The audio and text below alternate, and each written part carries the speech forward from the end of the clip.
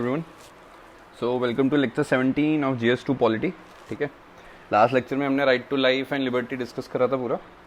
So article 22 तक complete हो गया था, मतलब 22 आपका लेक्चर 15 में कंप्लीट हो, मतलब लेक्चर 15 में हमने कंप्लीट करा था आर्टिकल 20 और 22।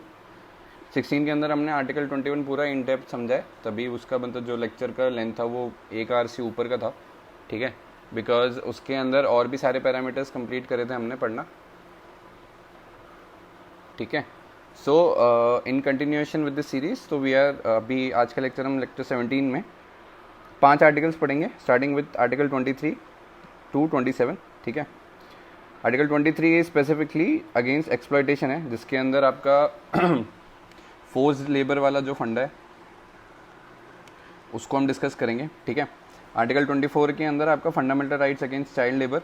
ठीक है, इसके अंदर एक चेंज हुआ था, child labour prohibition and regulation act 2016, उसको समझेंगे।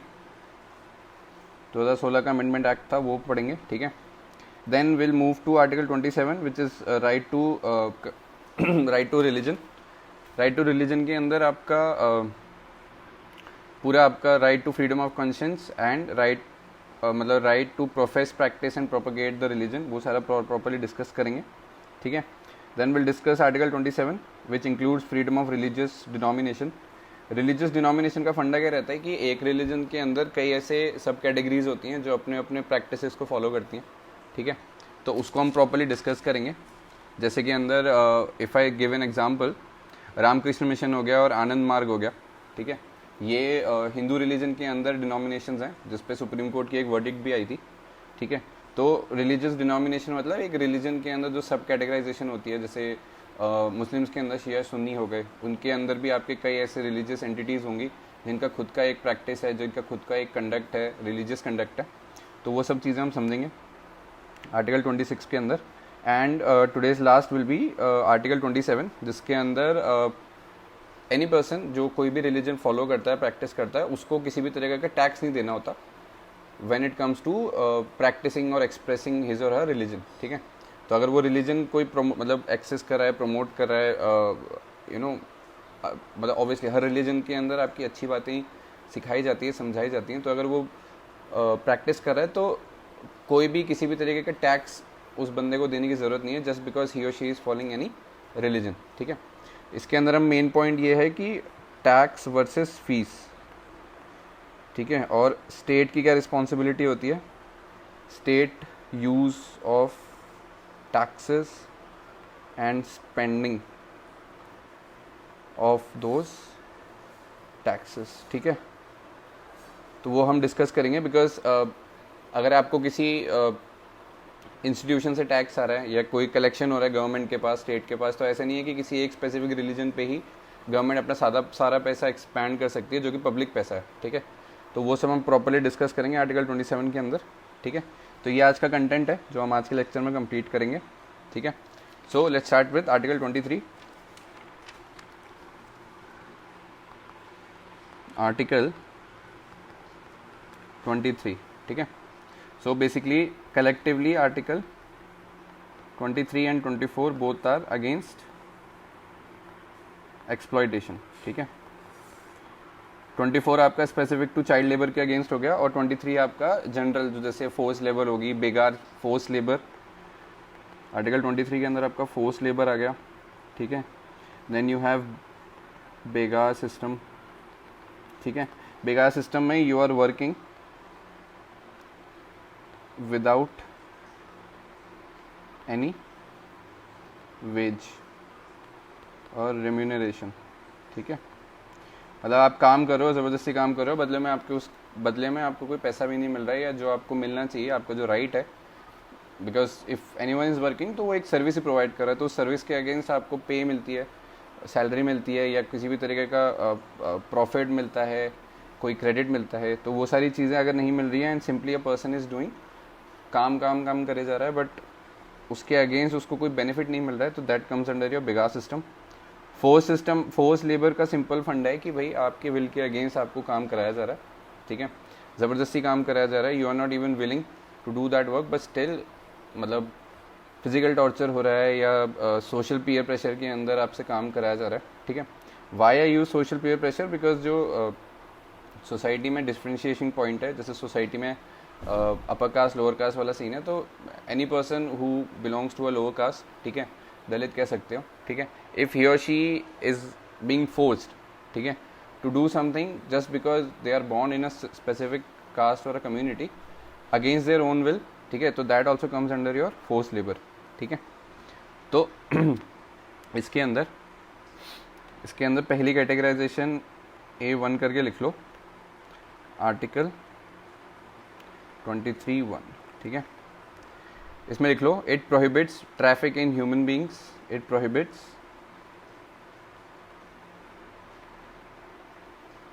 Traffic of human beings, comma begar and other forms of forced labour, ठीक है। ह्यूमन ट्रैफिकिंग तो आपको पता ही है, जो आए दिन हम न्यूज़ पे भी पढ़ते हैं कि भाई किसी एक एरिया से मतलब ह्यूमन ट्रैफिकिंग हो रही है, under age girls are getting human traffic outside India, ठीक है, उनको सेक्सुअल केसेस के लिए या सेक्सुअल प्लेजर के लिए ज़बरदस्ती किसी एक जगह से किडनैप करके दूसरी जगह भेजा जा रहा है, ठीक है, या फिर domestic as a domestic help बेचा जाता है, तो all of these comes under your human trafficking. तो human trafficking is not specific to girls only, human trafficking मतलब लड़कों की भी होती है, as a force labour they gets transported to some other country, और वहाँ पे उनसे ज़बरदस्ती 18-20 घंटे काम कराया जाता है, ठीक है। So everything comes under your human trafficking only, ठीक है। बेगार सिस्टम अभी हमने डिस्कस करा, बेगार सिस्टम आपका वही है कि भाई काम कर रहे हो बट उसके बदले में कोई पैसा नहीं मिल रहा, कोई क्रेडिट नहीं मिल रहा, कोई बेनिफिट नहीं मिल रहा, ठीक है। So all of it comes under your force labour. तो आर्टिकल 23 सब part 1 specifically prohibits all of this, कि अगर आप किसी को ज़बरदस्ती उसके विल के अगेंस्ट काम करा रहे हो या उसको ज़बरदस्ती किडनैप करके आप किसी एक ऐसी फील्ड में डाल रहे हो जहाँ वो काम नहीं करना चाहता, जहाँ वो फोर्सफुली काम कर रहा है, so all of it is prohibited under article 23(1), ठीक है। अब इसका एक सब पार्ट भी है, आर्टिकल 23 सब पार्ट 2, ठीक है। अब उसको डिस्कस करने से पहले एक बहुत ही बेसिक क्वेश्चन है, लिखो, question is can there be any person who can compel you to work, ठीक है। इसका आंसर बताओ। क्वेश्चन बहुत सिंपल है कि भाई दुनिया में ऐसा कोई भी फोर्स लेबर का मतलब क्या है कि आप अपनी विल के अगेंस्ट कोई आपसे ज़बरदस्ती काम करा रहा है, ठीक है। तो क्वेश्चन ये है कि can there be any person who can compel you to work, ज़बरदस्ती आपसे काम करा सकता है आपके विल के अगेंस्ट, ठीक है। तो आइडियली जो सबका फर्स्ट थॉट होता है कि भाई क्योंकि आर्टिकल 23(1) पढ़ा है हमने, तो भाई फोर्स लेबर आप कर नहीं सकते, इसका मतलब ये है कि आप किसी से ज़बरदस्ती काम नहीं करा सकते। उस केस को अगर आप अंडरस्टैंड करते हो तो yes, ideally the answer is yes, which is a wrong answer. Correct answer is नहीं, सॉरी, इसमें अगर आप करेक्ट अगर आपको ये लग रहा है कि आपका आंसर अगर नो है तो this is wrong, because correct answer is yes, ठीक है। और ये यस सिर्फ और सिर्फ स्टेट एंड गवर्नमेंट के लिए एप्लीकेबल है, ठीक है, गवर्नमेंट के लिए एप्लीकेबल है फॉर पब्लिक इंटरेस्ट, ठीक है। अब ये जो हमने क्वेश्चन डिस्कस करा, ये फंडामेंटली क्वेश्चन बहुत स्ट्रॉन्ग है, तो कोई भी पूछ सकता है कि भाई आपको कोई ज़बरदस्ती काम करा सकता है, ठीक है। If you are in a democratic country like India, तो ideally answer is no, but yes, state government when it comes to public interest करा सकती है आपसे काम, आपको उसके बदले में पैसे मिल सकते हैं, नहीं भी मिल सकते हैं, that purely depends on the condition only, ठीक है। तो येस द आंसर इज, इस पहले वाले क्वेश्चन का जो आंसर है इसमें लिख लो, इसका आंसर लिखो, yes, nobody can force you to work except the state in the larger interest of the country, ठीक है। So with this the second is article 23(2), इसके अंदर लिखो, स्टेट कैन आस्क और force anyone to work for the larger interest, state can ask or force anyone to work for larger public interest of the country. ठीक है, तो इसमें जैसे for example हो गया आपका जैसे कोविड के टाइम्स पे सपोज डॉक्टर्स स्ट्राइक पे जाने की डिमांड करते हैं, तो गवर्नमेंट सिंपली बोल सकती है कि बॉस कोविड का क्राइसिस है, अभी आप लोग काम, मतलब कोविड के टाइम पे अगर डॉक्टर्स बोलेंगे कि हम काम नहीं करेंगे, तो ऐसा नहीं है कि गवर्नमेंट चुपचाप हाथ पे हाथ रख के देखती रहेगी, सुनती रहेगी. Government can simply ask doctors कि बॉस चुपचाप काम पे करो, बिकॉज कोविड के टाइम पे पब्लिक इंटरेस्ट को मद्देनज़र रखते हुए इट इज़ वेरी इंपॉर्टेंट कि बॉस आप काम करो, save lifes which is very very important in that time. ठीक है, तो उस केस में गवर्नमेंट कंपेल कर सकती है कि बहुत चुपचाप काम करो, जो भी तुम्हारी डिमांड्स वगैरह हैं वो सब हम बाद में देख लेंगे. ठीक है, तो कोविड के टाइम्स पे, ठीक है, या कोई वॉर लाइक सिचुएशन हो गई जहाँ पे all of a sudden youth of the country is needed, तो गवर्नमेंट के ना कि भाई ठीक है, जो भी 25 से 35 की एज ब्रैकेट के मैन है, government can ask them to report to मतलब नियर बाय आर्मी स्टेशन जहाँ पे वो रजिस्टर कर सकते हैं, they can fight for their motherland. ये अभी हो रहा है, अगर आपने न्यूज़ फॉलो करी हो तो यूक्रेन में the civilians were asked to fight against Russia. ठीक है, तो ये हो रहा है, बट हाँ government larger public interest, safety of the national interest, देश के हित में कंपेल कर सकती है. ठीक है, नेक्स्ट लिखो इसी के अंदर article 23(2) it empowers state to compel the individual to provide service with or without any payment provided it should be in the public interest. ठीक है, so this was all about your article 23. moving on forward, article 24. ठीक है, so basically article 24 क्या है कि boss children less than 14 years of age are prohibited from being employed in hazardous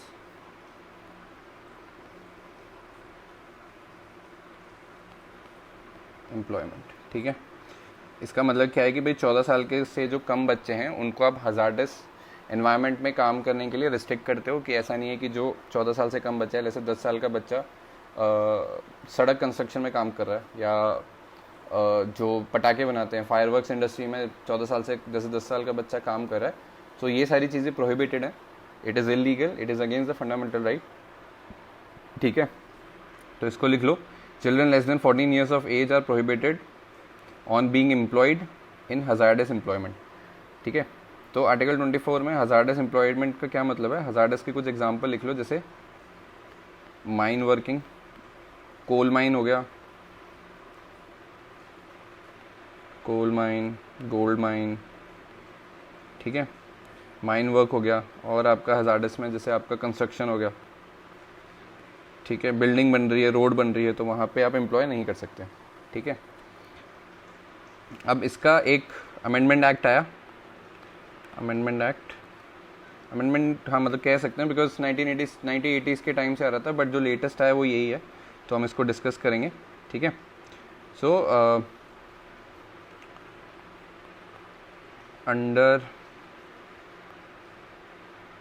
under article 24 we had child labour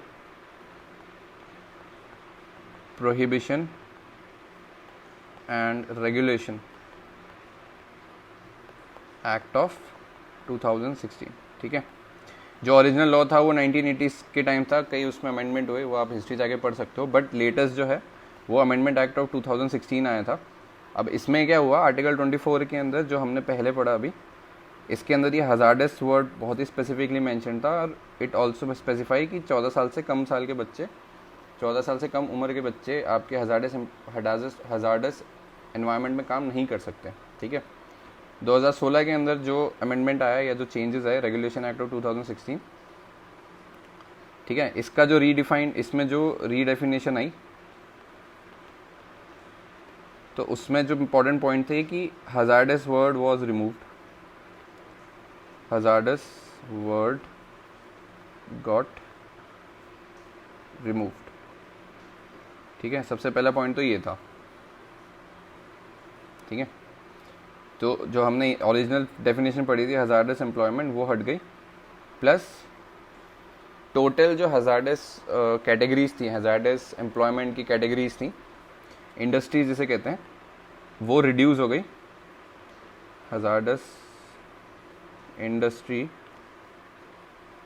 got reduced to 3 from 83, ठीक है।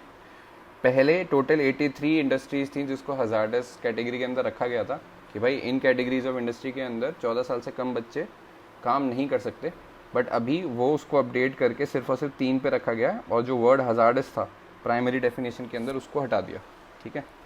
So you can write, ठीक है, under, इसी के under लिख लो child labour protection, child labour prohibition and regulation act of 2016, इसके अंदर लिखो child less than 14 years can not work anywhere but he can work in family enterprise after school hours, ठीक है। तो पॉइंट क्या है, 14 ईयर्स से कम है, so he or she cannot work anywhere except family enterprise, ठीक है, फैमिली एंटरप्राइज पे फोकस रखना, ठीक है। तो 14 साल से ये कम है, this is 14, 14 years of age, he और she can not work anywhere except family enterprise, ठीक है, that too after school hours, ठीक है। अब फैमिली एंटरप्राइज का क्या मतलब है, जैसे फैमिली एंटरप्राइज आपका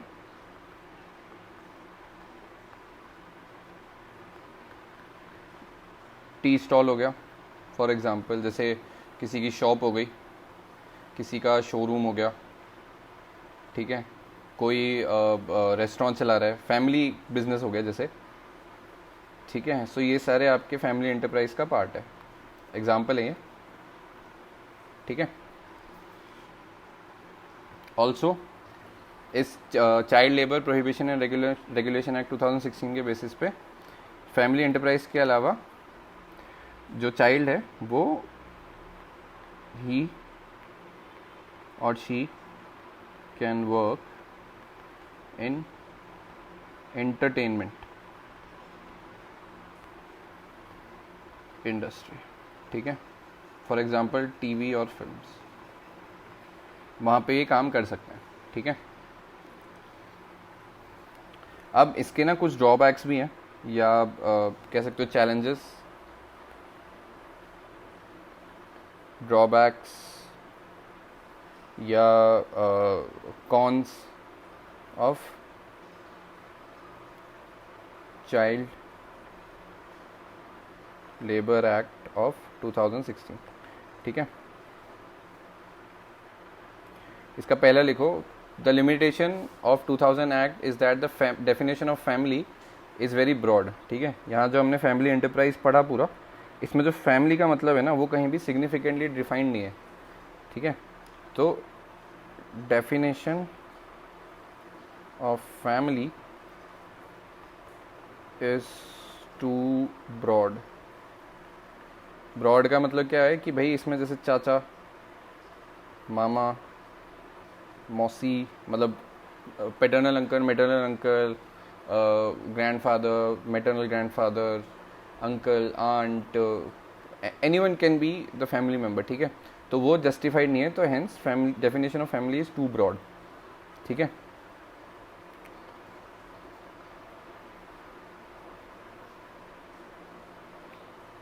तो ये एक मेन ड्रॉबैक है। प्लस उसमें सेकंड ड्रॉबैक ये भी लिख सकते हो कि भाई जो कैटेगराइजेशन थी हजार्डस इंडस्ट्री की, दैट केम फ्रॉम 83 टू 3 रह गई, ठीक है। Categories of hazardous industry reduced to 3, ठीक है। so this was also done, so this was all about your article 24, ठीक है। और इसमें एक पॉइंट लास्ट लिख लो जो इसी का अमेंडमेंट एक्ट के अंदर था कि भाई age group of 14 to 18 can work in non hazardous industry, ठीक है। 14 साल से कम वाले तो वर्क कर ही नहीं सकते, और जो 14 से 18 वाले हैं वो सिर्फ और सिर्फ नॉन हजार्डस इंडस्ट्री में काम कर सकते हैं, ठीक है। 14 से कम वाले के अंदर आपका टीवी इंडस्ट्री, एंटरटेनमेंट इंडस्ट्री, वो सारी चीज़ें इंक्लूडेड हैं, और फैमिली एंटरप्राइज में आप काम कर सकते हो ओनली आफ्टर स्कूल आवर्स, ठीक है। So this was all about your article 24, ठीक है। So 23 is covered, 24 is covered. C we have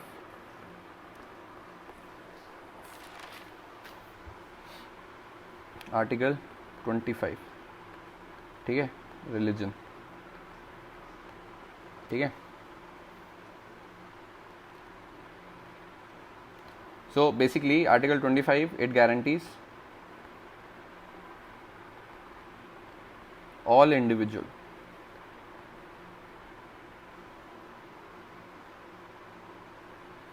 a twofold freedom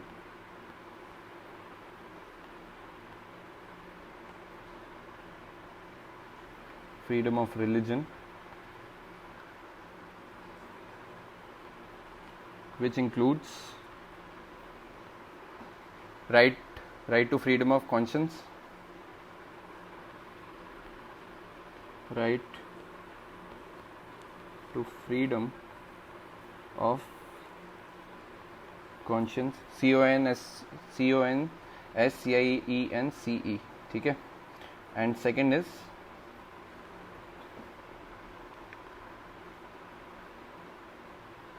right to profess, practice and propagate religion, ठीक है। तो बेसिकली आर्टिकल 25 के अंदर आपका रिलीजन वाला सेगमेंट पूरा डिस्कस है। अब इसके अंदर क्या है कि भाई it guarantees all the individuals a freedom of religion, ठीक है। उस फ्रीडम ऑफ रिलीजन के दो कैटेगराइजेशन है, एक है आपका right to freedom of conscience, ठीक है। कॉन्शियंस का क्या मतलब है कि भाई आज आप फॉर एग्जांपल हिंदुइज्म फॉलो कर रहे हो, आपने लेट्स से क्रिश्चियनिटी पढ़ी, सिखिज़म पढ़ी, इस्लाम पढ़ा, और आपको लग रहा है कि भाई आपके इनर सोल सेटिस्फैक्शन के लिए या आपके एक होता है रिलेटिविटी के लिए आप हिंदुइज्म को छोड़ के क्रिश्चियनिटी में मूव करना चाहते हो, ठीक है। This is number 1 example. Second example is आपने सारे रिलीजियस बुक पढ़ी और आपको ये रियलाइज़ हुआ कि मेरा तो किसी भगवान, धर्म, अल्लाह, जीसस में किसी में भी भरोसा नहीं है, and you want to follow an atheist life, जहाँ पे आप किसी भी आत्मा, परमात्मा, भगवान, अल्लाह, जीसस, किसी किताब, किसी रिलीजियस टेक्स्ट, किसी को भी फॉलो नहीं करते, and you don't believe in any of it, ठीक है। दोनों ही केसेस में conscience, right to freedom of conscience आपको ये अलाउ करती है कि if you want to follow any religion you can follow any religion, and if you don't want to follow any religion, that is also possible, ठीक है। so follow any religion, don't follow any religion, ठीक है। don't follow any religion आपका atheist हो गया, ठीक है। और यहाँ पे आपके कुछ भी हो गया, हिंदुइज्म, इस्लाम, क्रिश्चियनिटी, ठीक है। तो आर्टिकल 25 आपको ये फ्रीडम देता है कि बॉस आपको जो भी कॉन्शियंस है आपका, जहाँ पे भी आपको इनर सेटिस्फैक्शन मिल रही है, आप वो रिलीजन फॉलो करो बिंदास, कोई रोक टोक नहीं है। अगर आपको किसी भी रिलीजन से एसोसिएशन नहीं रखना है तो आप एथिस्ट बन के अपनी लाइफ गुजर बसर कर सकते हो। There is no restriction, there is no boundation to follow any religion, ठीक है, और there is no boundation to follow any religion, ठीक है। तो वो कॉन्शियंस के अंदर आपका कवर्ड है। सेकेंड जो पार्ट है वो that is your right to profess, practice and propagate any religion, ठीक है। तो प्रोफेस का क्या मतलब होता है कि जो आप रिलीजन फॉलो कर रहे हो, ठीक है, उसके जो बिलीव्स हैं वो आप इजीली एक्सप्रेस कर सकते हो सोसाइटी के अंदर। यू कैन ईजिली प्रैक्टिस नहीं बोलूँगा, मतलब प्रोफेस मतलब कि भाई जैसे हर रिलीजन में सिखाया जाता है कि भाई झूठ बोलना पाप है, तो आप अगर वो चीज़ प्रोफेस कर रहे हो, ठीक है, आप सीधा ये लर्निंग्स किसी दूसरे को दे सकते हो कि भाई मेरे रिलीजन में ये सिखाया गया है कि भाई झूठ बोलना पाप है, which is a very good learning, ठीक है।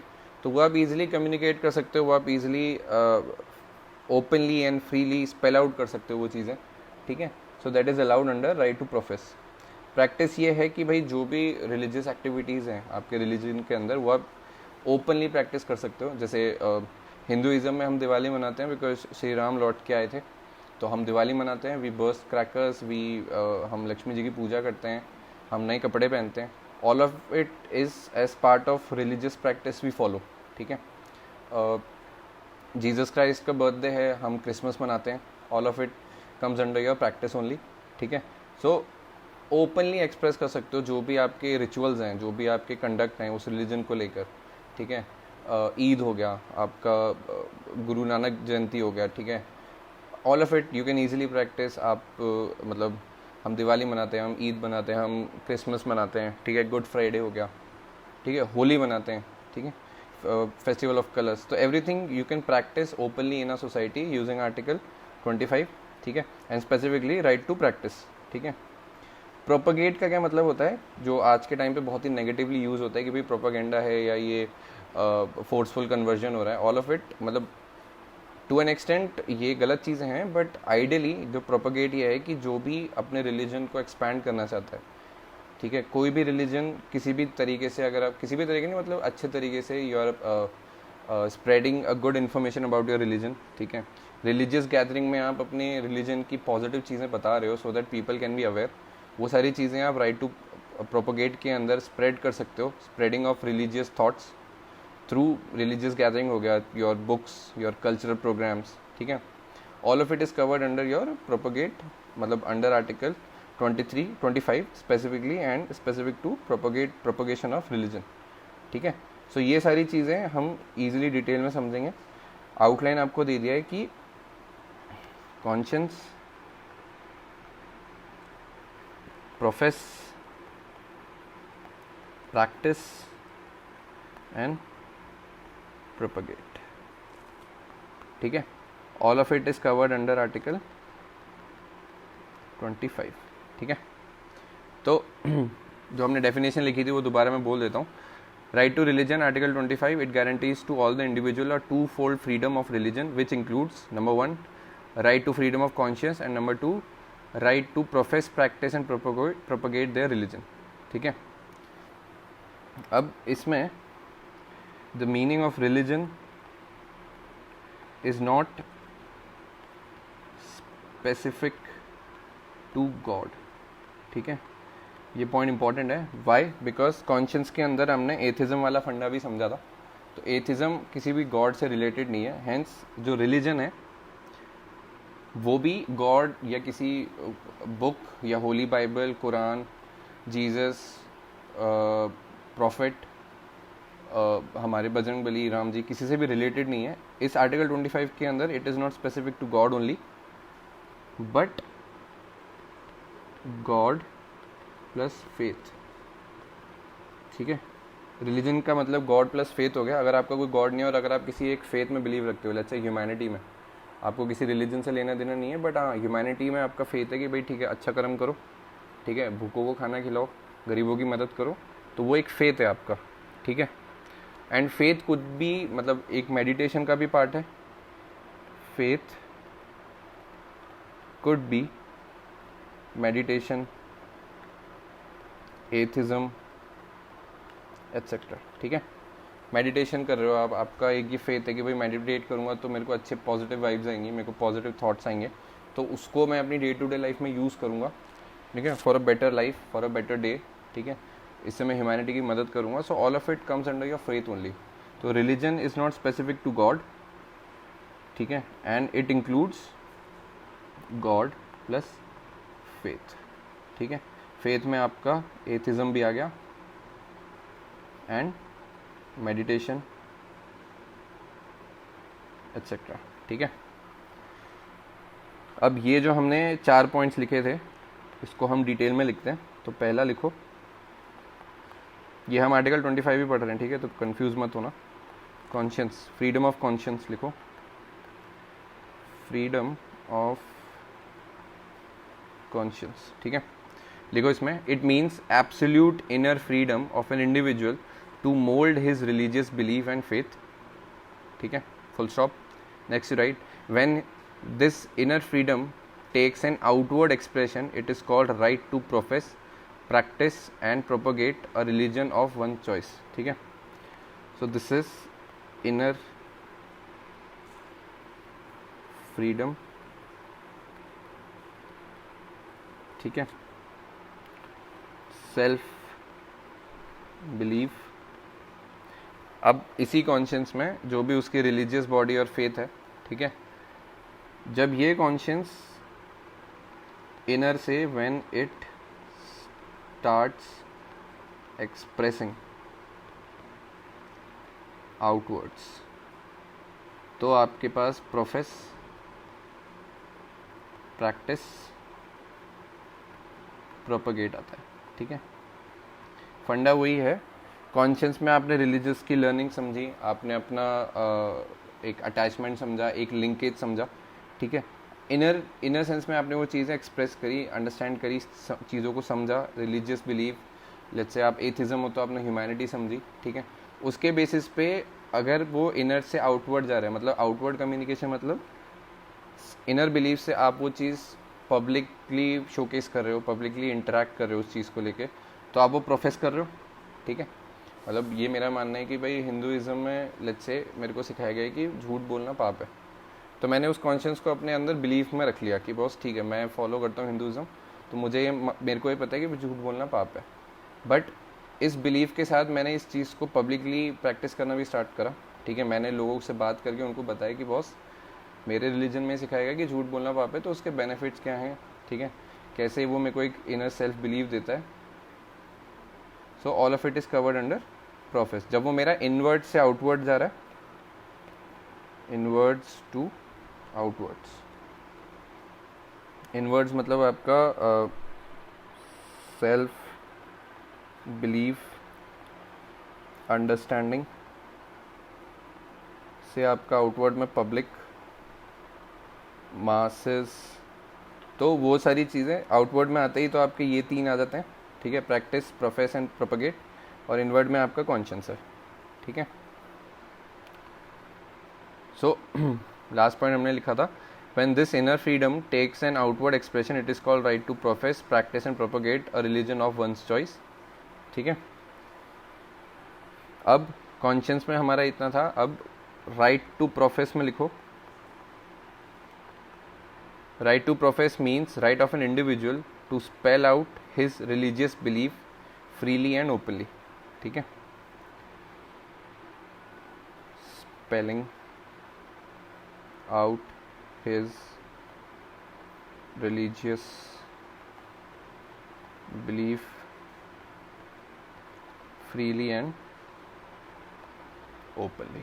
ठीक है, प्रैक्टिस लिखो. नेक्स्ट देखो, इंटरलिंकिंग समझ में आ गई होगी. कॉन्शियंस का प्रोफेस, प्रैक्टिस और प्रोपगेट से क्या लेना देना है, और चारों का राइट टू रिलीजन से क्या लेना देना है. ठीक है, तो कैटेगराइजेशन है, ज़्यादा डिफिकल्टी है नहीं. और religion is basically God plus faith.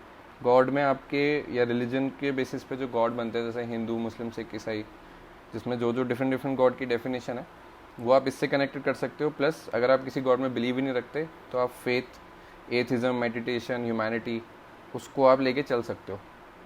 ठीक है, so everything is possible under article 25, जो भी इससे रिलीजन से रिलेटेड है. ठीक है, प्रैक्टिस में लिखो.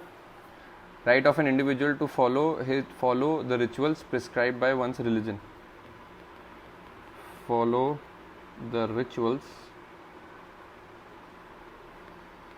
Prescribed by one's religion. ठीक है, जैसे कि कोई भी शुभ काम होने पे हम टीका लगाते हैं, ठीक है, तो वो हिंदुइज़्म का पार्ट है। हम जब इबादत करने जाते हैं, फ्राइडे प्रेयर्स होती है, तो हम स्कल कैप पहनते हैं इन मुस्लिम्स, इन इस्लाम, ठीक है, तो वो प्रैक्टिस है। और इस्लाम के अंदर ही वुमेन वेयर बुरका और हिजाब, तो वो उनका रिलीजियस प्रैक्टिस है। ठीक है, तो right of an individual to follow their own rituals prescribe in their own religion is part of, मतलब राइट टू प्रैक्टिस ओनली। जैसे हिंदुइज्म के अंदर वी वेयर कलावा, जो हाथ पे बांधा जाता है, ठीक है, कलावा। इस्लाम में यू हैव बुरका, हिजाब, स्कल कैप, है ना। क्रिश्चियनिटी में you wear a cross necklace, ठीक है, जो गले में बांधते हैं। क्रिश्चियनिटी में यू हैव क्रॉस, मतलब नेकलेस नहीं बोलूँगा, बट हाँ वो जो पेंडेंट बांधते हैं हम गले के अंदर, वो एक पार्ट है। ठीक है, so all of it comes under your right to religious practice only. ठीक है, एक नेक्स्ट पॉइंट इसमें लिखो, right to practise also include display of symbol and sign associated with his religion. ठीक है, right to practise also include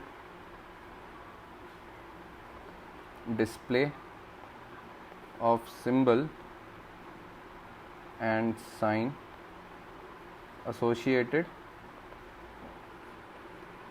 with his religion। ठीक है, जो मैंने पहले एग्जांपल दिया, जैसे कलावा हो गया, टीका हो गया, ठीक है, स्कल कैप, हिजाब, बुरका, मतलब ऑल ऑफ दिस जो प्रेजेंट करता है। जैसे सिखिज्म में यू वेयर टर्बन, ठीक है, तो वो आपका राइट टू प्रैक्टिस रिलीजन है। ठीक है, so all of it is covered under right to practise religion. Now propagate, see जो था हमारा प्रोपगेट, ये भी हम राइट टू रिलीजन के जो 3 पार्ट थे, मतलब पहला कॉन्शियस था, उसके बाद प्रैक्टिस, प्रोफेस, और तीसरा हमारा प्रोपगेट। प्रोपगेट पे लिखो, right to propagate means spreading of religion. ठीक है, it means spreading of religion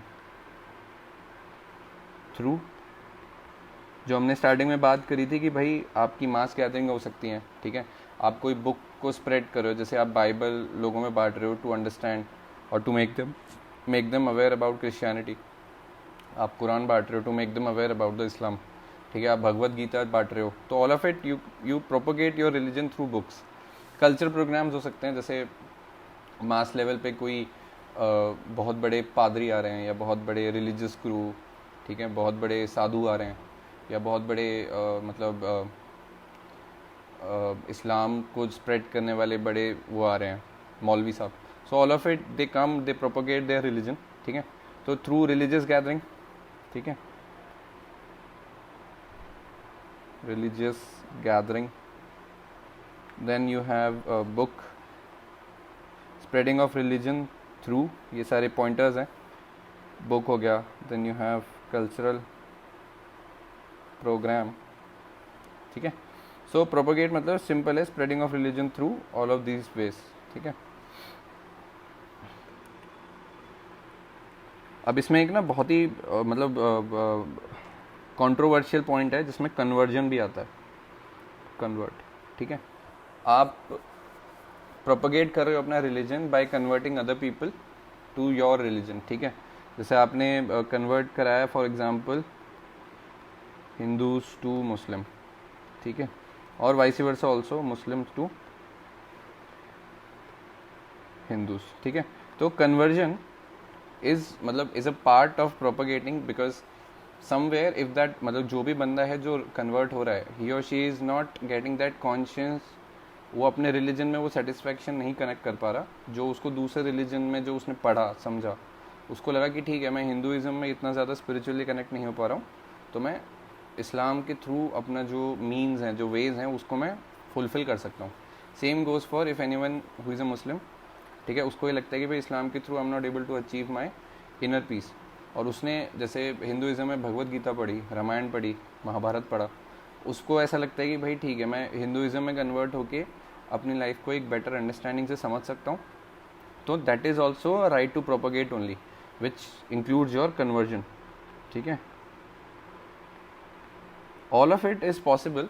ठीक है, until and unless it is done without any temptation. ठीक है, बिना किसी लालच के अगर वो किया जा रहा है, लोग, आपने प्रोपोगेट करा अपनी रिलीजियस टीचिंग्स, अपने रिलीजन को प्रोपोगेट करा, पीपल अंडरस्टूड इट और people voluntarily came and got themself converted, तो वो राइट टू प्रोपोगेट का पार्ट है. ठीक है, बट फोर्सफुल कन्वर्जन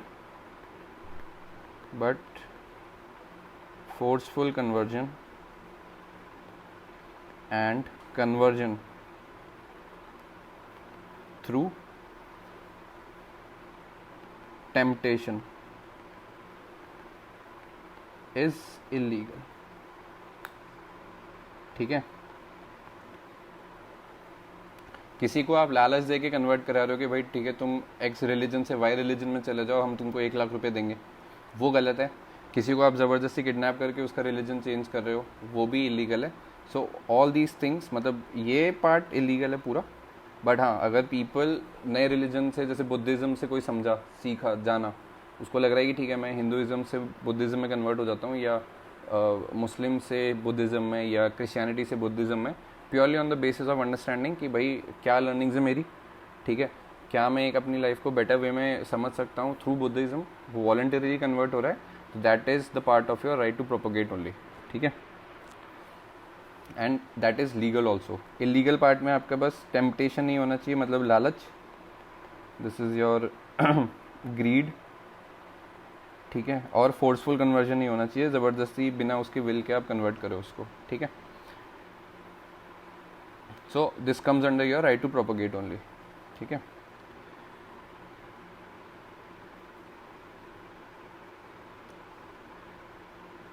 अब इसमें एक बहुत ही इंपॉर्टेंट केस हुआ था, फादर स्टैनिस्लॉयस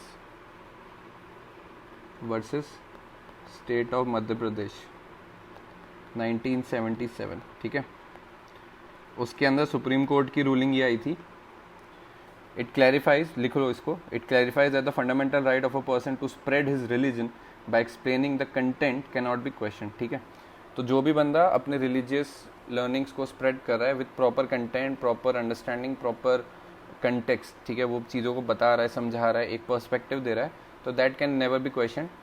हाँ, बिना किसी कंटेक्स्ट के, बिना किसी मतलब कंटेक्स्ट और कंटेंट के वो एक्सप्लॉयटेटिव या एग्रेसिव लर्निंग्स दे रहा है. ठीक है, और ही और she is demeaning any other religion, वो चीज़ इलीगल है. ठीक है, आप अपना रिलीजन प्रोपोगेट करना चाह रहे हो तो आप ईजिली कर सकते हो, बट थ्रू प्रॉपर मीन्स, जहाँ पे आप कंटेंट बता रहे हो, कंटेक्स्ट बता रहे हो, पॉजिटिव चीज़ें बता रहे हो, and not comparing your religion with any other religion, तो that is well bound and that is a part of your fundamental right. तो ये सुप्रीम कोर्ट की प्रॉपर रूलिंग थी. Father Stanislaus. ठीक है, this is your state of Madhya Pradesh, 1977 का case था.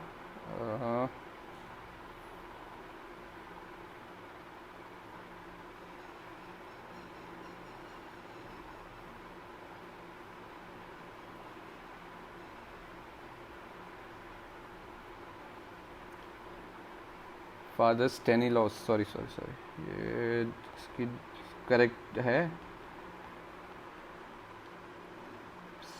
Stanislaus. ठीक है, ठीक है, ये प्रॉपर नाम है, चाहो तो पढ़ सकते हो.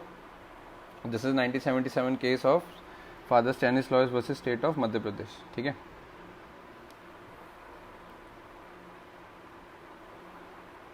ठीक है, ये सारे आपके 3 पॉइंट थे आर्टिकल 25 के प्रॉपरली. इसमें लास्ट लिख लो, court also clarified that with respect to religious faith and belief the fundamental right enjoyed by the individual is absolute and state can not interfere in it. ठीक है, तो जो भी उसके fundamental rights related to religious और religion and religious belief है, individual जो वो फंडामेंटल राइट्स एंजॉय करता है, उसमें कोर्ट की कोई भी मतलब इंटरफेरेंस की ज़रूरत नहीं है, एंड इट्स एन एब्सोल्यूट. ठीक है, आपको अपने रिलीजियस चीज़ें एक्सप्रेस करने के लिए पहननी पड़ रही हैं तो आप पहनो, उसमें किसी का कोई ऑब्जेक्शन होना नहीं चाहिए. If you want to wear a turban, if you want to wear a kalava in your hand, if you want to wear burqa, everything is possible and everything is legal. ठीक है, as an individual fundamental right वो सारी चीज़ें allow हैं, ठीक है।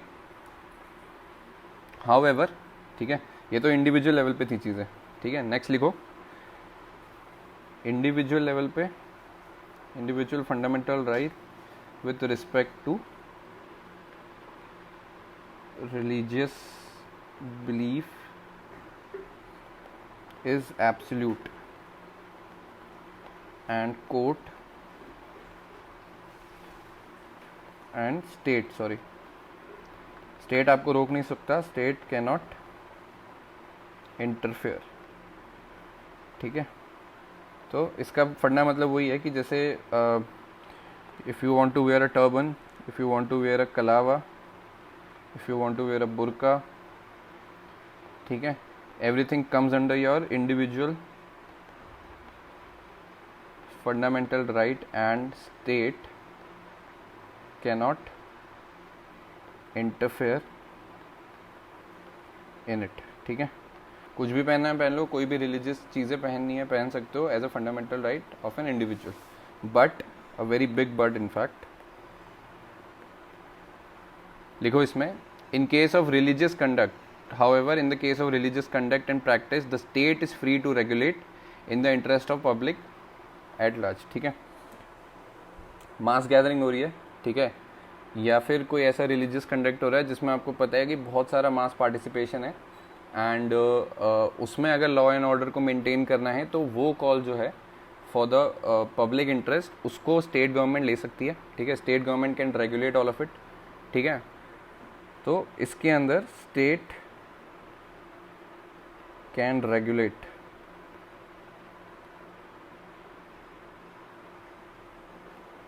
religious conduct and practice in the interest of public at large, ठीक है।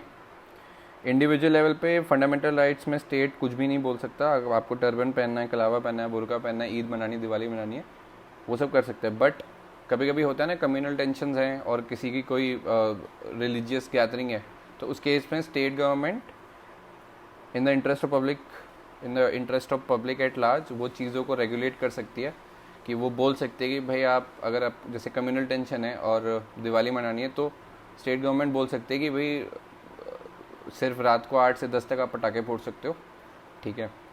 या फिर अगर आपका ईद है तो ईद की मार्केट अगर आपको रेगुलेट करनी है, कोई let's say unfortunately communal tension चल रही है, तो स्टेट गवर्नमेंट रेगुलेट कर सकते हो उस प्रैक्टिस को, ठीक है।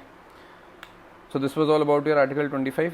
पूरा आपका जो राइट टू रिलीजन था उसके 3 पार्ट आपके conscience, propagate, practice and profess, everything is covered, ठीक है। Now we are moving to 4th article 26, ठीक है। अब आर्टिकल 26 क्या है, इट लिखो, it deals with the freedom of religious denominations, religious denomination, या फिर इसको लिख लो रिलीजियस बॉडी, ठीक है। रिलीजियस डिनोमिनेशन का क्या मतलब है कि भाई हिंदुज़म है, उसके अंदर आपका लेट्स से हो गया रामकृष्ण मिशन हो गया, ठीक है, the very famous Ramakrishna mission, और आपका लेट्स से आनंद मार्ग, ये सारे हिंदुइज्म के डिनोमिनेशन है, ठीक है। सो दिस इज़ योर मतलब जो प्राइमरी मतलब है, एग्जाम्पल है रिलीजियस डिनोमिनेशन का, ठीक है, वो ये है। जैसे हिंदुइज्म के अंदर रामकृष्ण मिशन हो गया, आनंद मार्ग हो गया, इस्लाम के अंदर आपके अलग अलग हैं, ठीक है, चिश्ती हो गया, अलग अलग चीज़ें, तो वो सारे आपके फ्रीडम मतलब रिलीजियस डिनोमिनेशन को रेफ़र करते हैं, ठीक है। नाउ अंडर आर्टिकल 26 इसको लिखो, article 26 deals with the freedom of religious denomination to manage their religious affairs which are subject to public order, morality and health, ठीक है। इसमें नेक्स्ट लिखो, it also allows a religious denomination to own and acquire property and administer it as per the law. ठीक है. So religious denomination has the right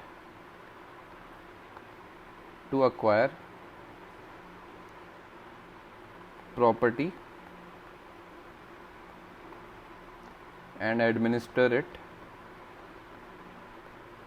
as per the law. ठीक है. Next लिखो.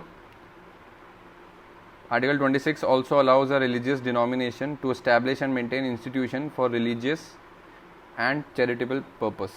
ठीक है. So is allowed. Next लिख लो. Religious denomination is allowed to establish and maintain institution for religious and charitable purpose.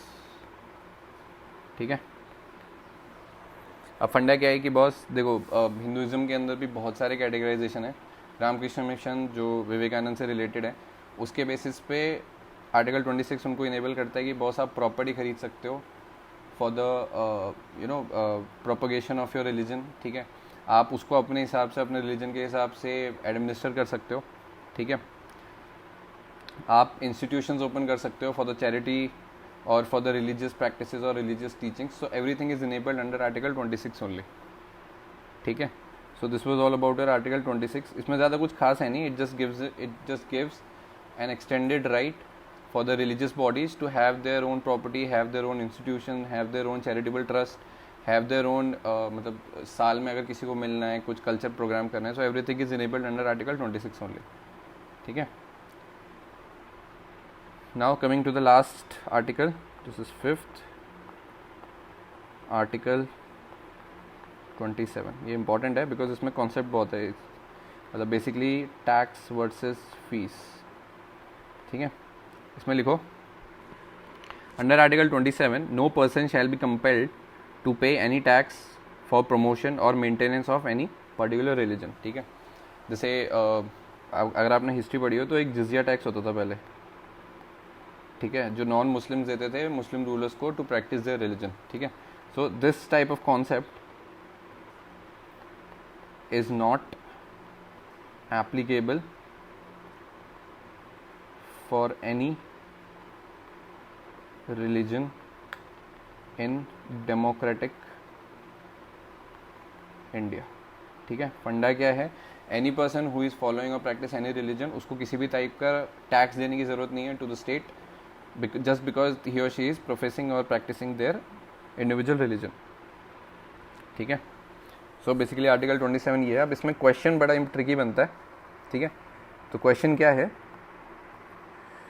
Can government spend tax money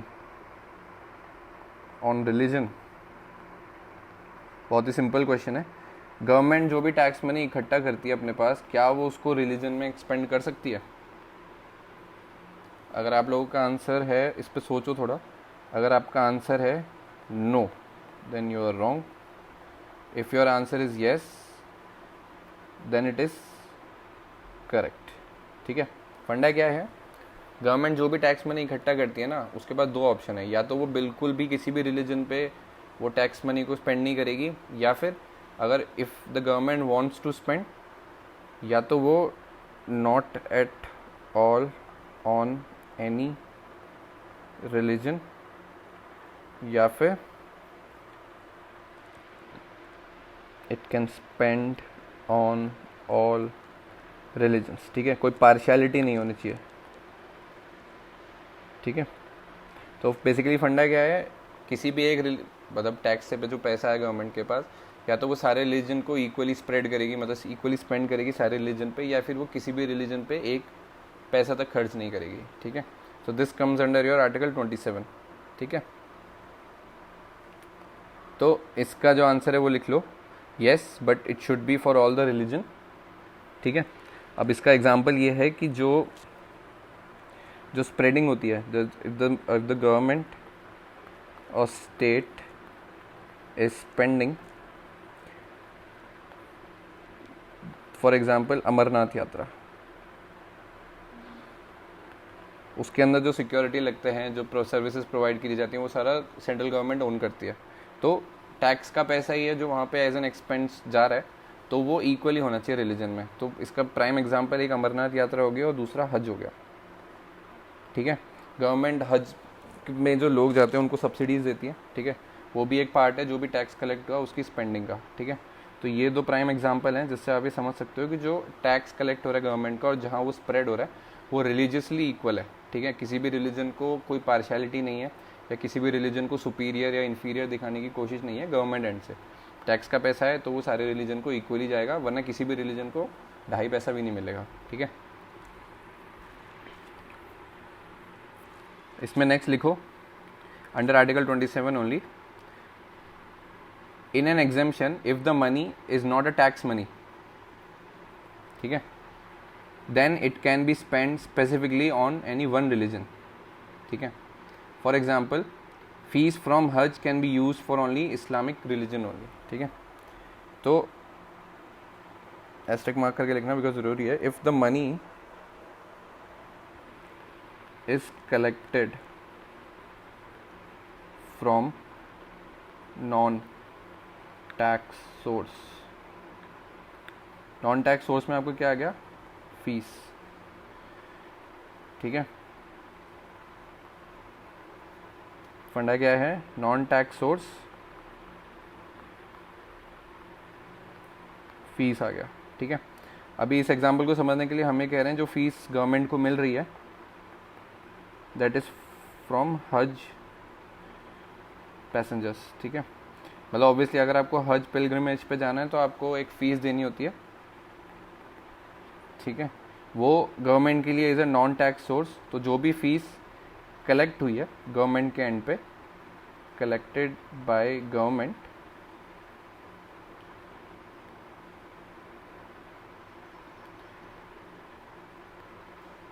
it can only be used for that religion only, ठीक है। फंडा क्या है कि भाई non tax source में अगर जो पैसा आ रहा है गवर्नमेंट के पास, उसमें प्राइम एग्जांपल है फीस आपका, ठीक है। आप हज के लिए रजिस्टर करते हो तो आप एक फ़ीस पे करते हो, उस फीस का पैसा जो गवर्नमेंट के पास आ रहा है, गवर्नमेंट उसको जब खर्च करेगी तो वो पैसा सारे रिलीजन में इक्वली नहीं बटेगा। वो फीस का पैसा जो आएगा गवर्नमेंट के पास वो सिर्फ और सिर्फ इस्लामिक, जो इस्लाम से रिलेटेड जितने भी प्रैक्टिसेस हैं उसी में ही गवर्नमेंट खर्च कर सकती है, ठीक है। उस केस में ऐसा नहीं है let's say 1000 crore as a fees आया गवर्नमेंट के पास तो 1000 करोड़ लेट्स से 4 रिलीजन में 250 करोड़ के हिसाब से बढ़ जाएगा, ऐसा नहीं है। 1000 करोड़ पूरा इस्लाम और जो मुस्लिम पॉपुलेशन है जो उनको सर्विस दी जाएगी उसी के लिए वो यूज़ हो सकता है, और बाकी किसी भी रिलीजन के किसी भी प्रैक्टिस के लिए वो पैसा यूज़ नहीं हो सकता। So this is your difference between tax and fees when it comes to article 27. Now the important point here is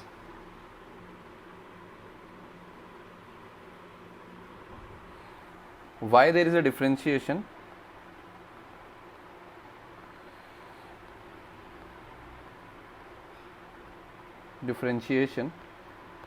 in use of fees and tax money, ठीक है। फीस से जो पैसा आ रहा है और टैक्स से जो पैसा आ रहा है उसका जो यूसेज है वो डिफरेंशिएटिंग पॉइंट क्यों है, ठीक है। ये भी कॉन्सेप्चुअल क्वेश्चन है, ठीक है।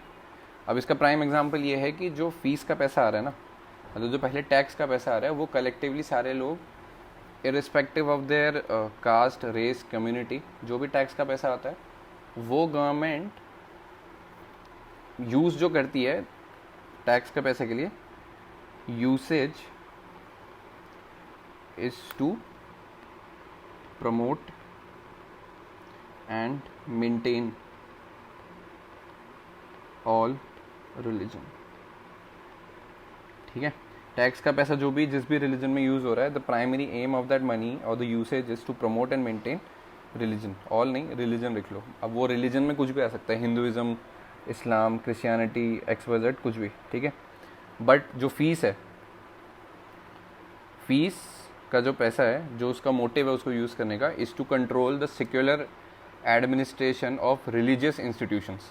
ठीक है, उसका फंडा बहुत सिंपल है। अगर आपको हिंदुइज्म एक्टिविटी से 1000 करोड़ आ रहे हैं तो आप वहाँ पे सेक्युलर एडमिनिस्ट्रेशन को हाईलाइट करने के लिए आप ये चीज़ बोलोगे कि बॉस मुझे हिंदुइज्म के जो भी कल्चर है, कोई भी फेस्टिवल है, उसको प्रमोट करने के लिए जितना भी पैसा मिलेगा as a fees from Hindu rituals only, मैं उसी रिलीजन में यूज़ करूँगा, so that my secular administration और जो सेक्युलर हाईलाइट्स हैं वो थोड़ी इन्हांस हो सके। ठीक है, फंडा बहुत सिंपल है। जैसे आपका कुंभ मेला हुआ, कुंभ मेला में जितनी भी फीस इकट्ठी हुई गवर्नमेंट ने कि भाई लेट्स से फैसिलिटीज़ आप यूज़ कर रहे हो, आप होटल यूज़ कर रहे हो, जो भी गवर्नमेंट ओन होटल्स हैं, आप पार्किंग यूज़ कर रहे हो, वो सारा पैसा जो भी इकट्ठा होगा कुंभ मेला के अंदर, वो सारा हिंदू रिलीजन के ही आगे प्रोपोगेट करने में काम आएगा from government point of view. ठीक है, तो वहाँ पे ऐसा नहीं होना चाहिए कि भाई हिंदुइज्म के किसी कल्चर से आपने पैसा उठाया और आपने किसी और रिलीजन के कल्चर में उस पैसे को खर्च कर लिया। दैट वो चीज़ सेक्युलर एडमिनिस्ट्रेशन को डिमीन करेगी। डिमीन मतलब उसको सप्रेस करेगी, टू बी कंट्रोल्ड। ठीक है, तो ये डिफरेंस है आपका फीस और टैक्स के अंदर। ठीक है, and this was all about your article 27। समझ में आ गया होगा, ज़्यादा कॉम्प्लेक्स था नहीं। तो आज हमने 5 आर्टिकल कवर करें। ठीक है, 23 to 27। ठीक है, तो एक बारी लक्ष्मीकांत पढ़ लेना, बहुत ही स्ट्रेट फॉरवर्ड चीज़ें लिखवाई हैं, तो बुक पढ़ोगे तो समझ में आ जाएगा। So with this we are ending our today's lecture. ठीक है, so if you like the video, like share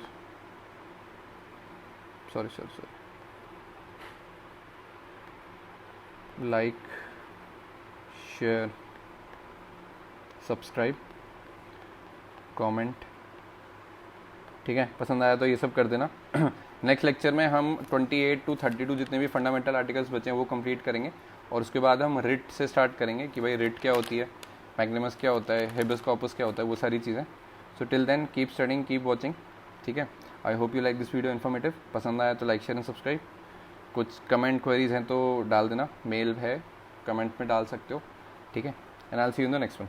thank you.